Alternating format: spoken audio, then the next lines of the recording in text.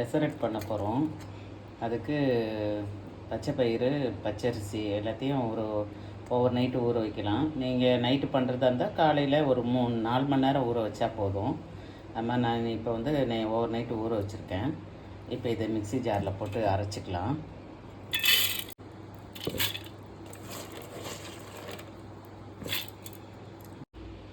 இது வந்து அளவு வந்து பச்சரிசி வந்து 3 டம்ளர், பச்சை பருப்பு 3 டம்ளர் போட்டோம்னா 3/4 டம்ளர் அரிசி போட்டுக்கலாம். பச்சரிசி அந்த இது தான் நான் போட்டிருக்கேன். அந்த மாதிரி நீங்களும் போட்டுக்கோங்க. போட்டு ஒரு 3 பச்சை மிளகாய்,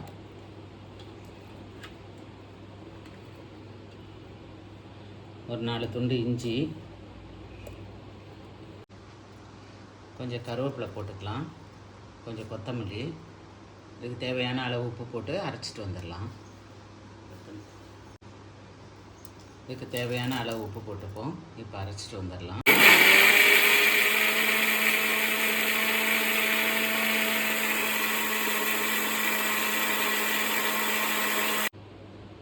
இப்போ அரைச்சி எடுத்துட்டோம். இது ஒரு பாத்திரத்துக்கு மாற்றிக்கலாம். சீரகமும் இதுக்கு போட்டுக்கணும். கொஞ்சம் சீரகமும் போட்டுக்கிறேன். போன இதில் போட மறந்துட்டேன். இது 2வது பாட்டில் அரைக்கிறதுல போடுறேன் சீரகம். இது கொஞ்சம் அரைச்சி எடுத்துகிட்டு காட்டுறேன். இது ரொம்ப நைஸாக அரைச்சிடக்கூடாது, கொஞ்சம் குறன்னு இருக்கணும். அப்போ தான் நல்லாயிருக்கும், டேஸ்ட்டாக இருக்கும் தோசை.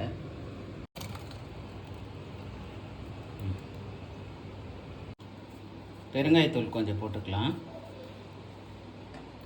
இப்போ இந்த தோசை சுட்டு மேலே இதை போடுறதுக்காக இதெல்லாம் அரிஞ்சு வச்சுருக்கேன். கொஞ்சம் இஞ்சி, வெங்காயம், பச்சை மிளகாய், கொத்தமல்லி, கேரட்டை வந்து வதக்கக்கூடாது.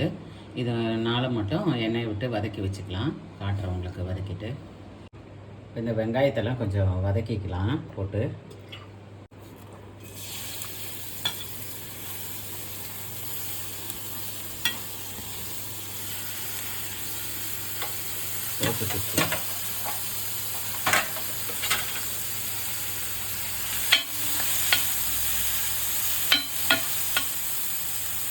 இந்த மாதிரி நம்ம வதக்கி தோசைக்கல்லிலே போட்டு வதக்கிட்டோம்னா தோசையும் உங்களுக்கு நல்லா வரும். தோசை கல் சீசனிங் ஆன மாதிரி இருக்கும்.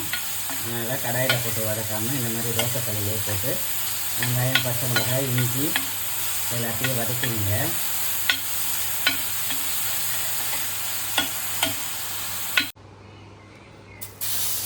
தோசை ஊற்றிக்கலாம்.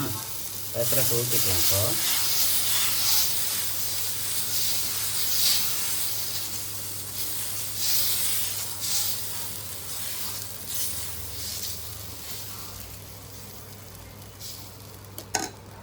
நல்லெண்ணெயில் தான் சுத்தா நல்லாயிருக்கும். நல்லெண்ணெய் ஊற்றிக்குங்க. இது ஒரு பக்கம் வெந்தால் போதும். இப்போது வெங்காயம் வந்து நம்ம அதுலேயே போட்டுக்கலாம். ஆனால் வந்து வெங்காயம் வேகாத மாதிரி இருக்கும். அதனால் தோசையை ஊற்றிட்டு அதுக்கு மேலே வெங்காயத்தை போட்டுக்கலாம். இந்த கேரட்டு துருவல் வந்து உங்களுக்கு தேவைன்னா போட்டுக்கலாம், வேண்டான்னா விட்டுடலாம். குழந்தைங்க இருந்தால் கேரட் கொடுக்கணும் அப்படின்னு நினச்சிங்கன்னா இந்த மாதிரி கேரட் போட்டுக்கலாம்.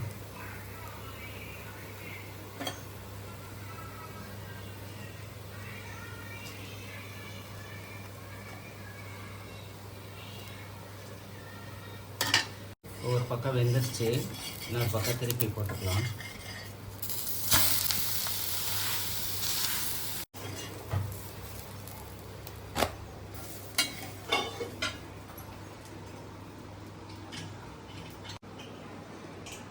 இந்த மாதிரி இதெல்லாம் போடாமல் கூட நீங்கள் வெறும் தோசையை கூட ஊற்றிக்கலாம். அந்த மாதிரி இந்த பெசரட் வந்து தேங்காய் சட்னியோடு சாப்பிட்டா தான் டேஸ்ட்டாக இருக்கும். தேங்காய் சட்னி பண்ணி சாப்பிடுங்க, நல்லாயிருக்கும். செய்து பார்த்துட்டு சொல்லுங்கள்.